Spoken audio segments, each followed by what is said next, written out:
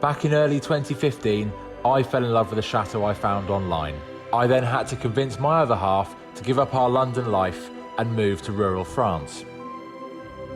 To my surprise, she said yes, and a year later said yes again at our wedding at the chateau we now called our home.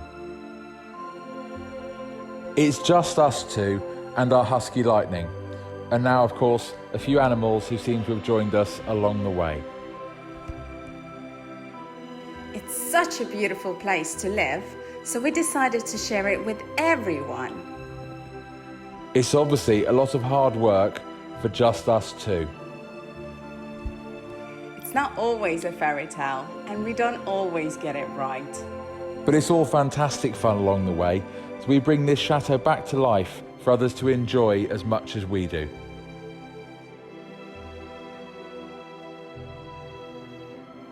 Follow us, Angelina and Phil, along with the highs and lows of our chateau life.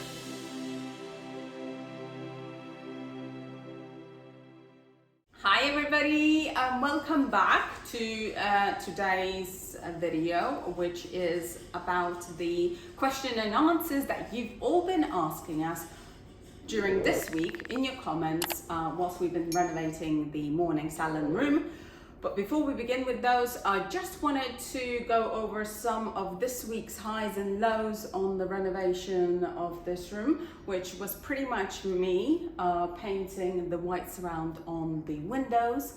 The highs were that the window surrounds are all done and painted, and we can move on to the next stage, which is a great big yay. And the lows is that, well, it takes some time, and well, I was doing that on my own because Phil is not a great painter.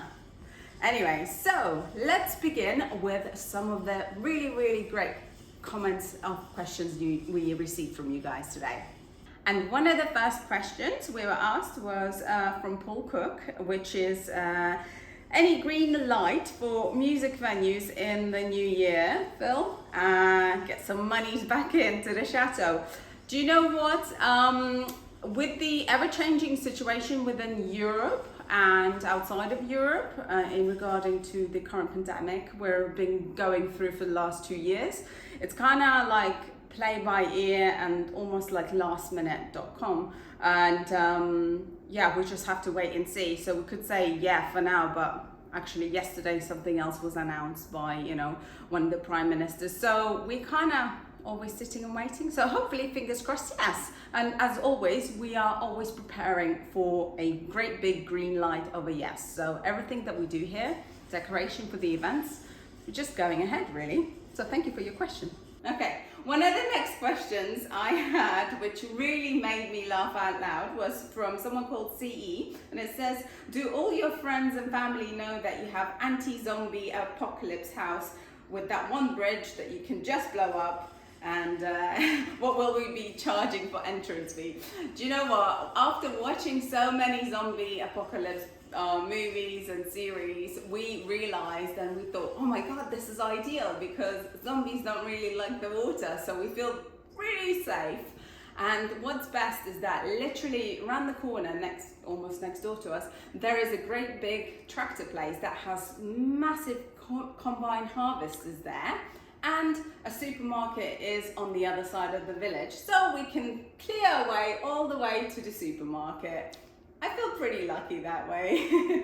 Yeah, funny enough, that question's actually come up. We have laughed and joked about that one ourselves, because ultimately the chateau is on its own island, which I think you might have seen from a couple of the aerial shots, which is always quite cool. It stumps the dog for some reason. He doesn't manage to get out because he decides that the water might be too cold or too long. But it's really cool to be on your own island. And it's also quite funny that somebody else out there thought the same silly thing from a movie. So thank you. Next question is for Philip, which is from Robert McCarthy, which says, if you were able to easily switch to mains gas, would it cost less, the same, or more than the cost of using pellets to heat your chateau currently? And in the last episode, Philip went and got a ton of pellets to heat to input in our boiler, and he explained all the costs on that and how long that lasts us. So over to you. Yeah, so essentially we couldn't get on mains gas out in rural France anyway, and you can get large gas tanks and they come and pump it in, which is very similar to the oil that used to be here, and it's just as expensive really because it's that mobile transport, that sort of thing. It would be no cheaper.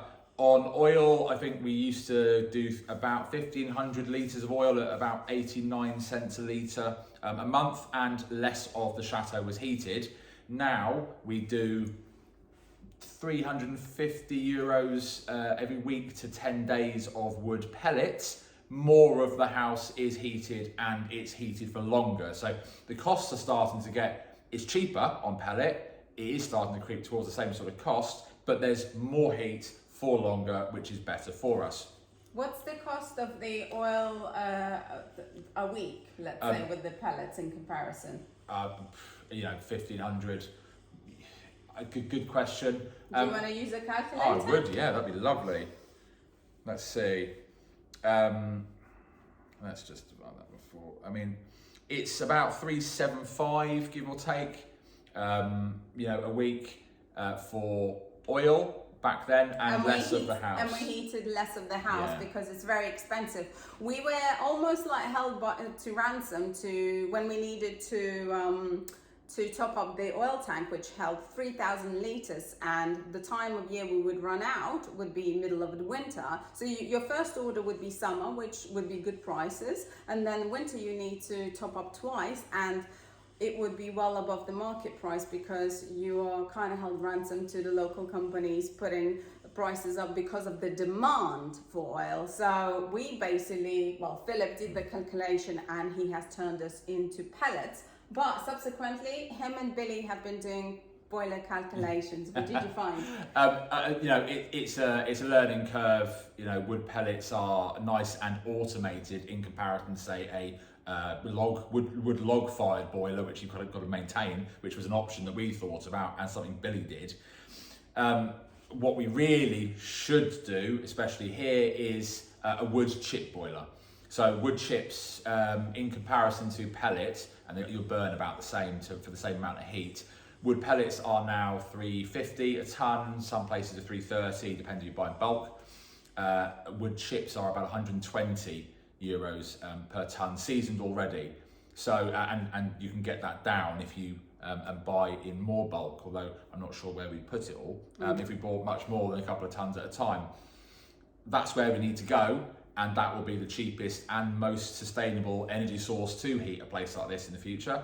The issue is that's about 20,000 euros for the boiler and some of the equipment, let alone the install, because that would have to go outside in an external boiler room, which we could do in the old bread oven. That'd be quite interesting. But yeah, so we basically managed to switch from oil heating to wood pellet heating, and that has basically chipped a fifth or a third of the price, or whatever you want to call it. And then we have run calculations, and the wood chips would actually cost 1/3 of the current heating price. So it's a really good idea. It's easily available in rural France, all the wood chips here. And I think it's the way forward, basically, from what we've run calculations with Billy at the other chateau. So well done on the calculations. That's the answer to the question. So the next question is in regards to the window surround, or indeed this part. It's going to be, would you call it a dado rail, Philip said, and he wanted to match the current window surround which I was painting, and we were struggling to find. So the question comes from Annette Sharrock, and she said, I'm just going to skip to there. Good idea for a router. Can you not ask Billy at the other chateau if he has one to borrow? Right, I will raid Billy's toolbox whenever I get the chance, let alone need it. It's always fun. Other people's tools are always fun, aren't they? But the router bits, I have a router table here. I've got a load of router bits. I'm just trying to find the right one. Billy doesn't have one, sadly. There's a couple of companies that I found in the UK that look like they will either make one that will match, or they're just trying to get hold of one. I'm just talking to them with the shape, because it would be wonderful to be able to match what's in here and then carry on. So great minds think alike. Yeah, we're on the same page. We're really trying to find a route a bit, because I think that would make life a lot easier, just being able to reproduce stuff whenever we wanted. But unfortunately, I don't have one, and Billy doesn't have one, so we're just going to have to try to find one out there, I think. Yeah, I think it's a good idea, instead of like constantly buying the decorative wood pieces, it's to have the ability to, as you said, reproduce, because you can then reproduce in other rooms or make them beautiful, and it saves you a lot of cost on purchasing the items. So it's a great way forward and good thinking for sure. We've got one last question here, and it's one that's asked quite a bit. It's not one particular person that's asked this. There's been a few, and it's just about our intro and people giving some fantastic suggestions. I'm not answering the question. What I'm just going to say is keep on giving us those those suggestions if you can, please. It's really, really wonderful to be able to hear what you think would be good, to be able to show new viewers what we're all about. And the last thing, Phil has asked in this week's video, as I was finishing up painting, he took you in another room to show you other future projects that he needs to get on with, which is installing a wood burner into our TV room, which is a really dark panelled room with gold surround, and currently it's a duck egg colour, which is like really light green, creamy green, and we were talking about that we want the walls to be red there with red furniture, and he kind of asked all of you, what does everybody think? And it was like literally a 50-50 fight between yay and nay, and so it's difficult, but there was really good suggestions of painting, instead of red, actually going for like an emerald green, because that will make the red furniture pop once I get it to that. So it's something to consider. We thank you very much for those comments, because it gets our brains really ticking and hopefully gets us future ideas. So thank you for that. The reason why the red came about in that is a long time ago, before we ever got here, that actually room, we've got some photos of that room where it was a sort of dark, deep red, and I've always liked it. So I guess when you've got one idea stuck in your head, that's why we ask for suggestions. I'll have a look at the emerald green as well. So thank you, everybody. Yeah, and as always, enjoy yourselves on this weekend, and we'll see you guys next time for some more progress on this room as we come to a close and finish to this. Yep, see you tomorrow. Enjoy your Sunday evening. Yeah, bye-bye Bye now. now.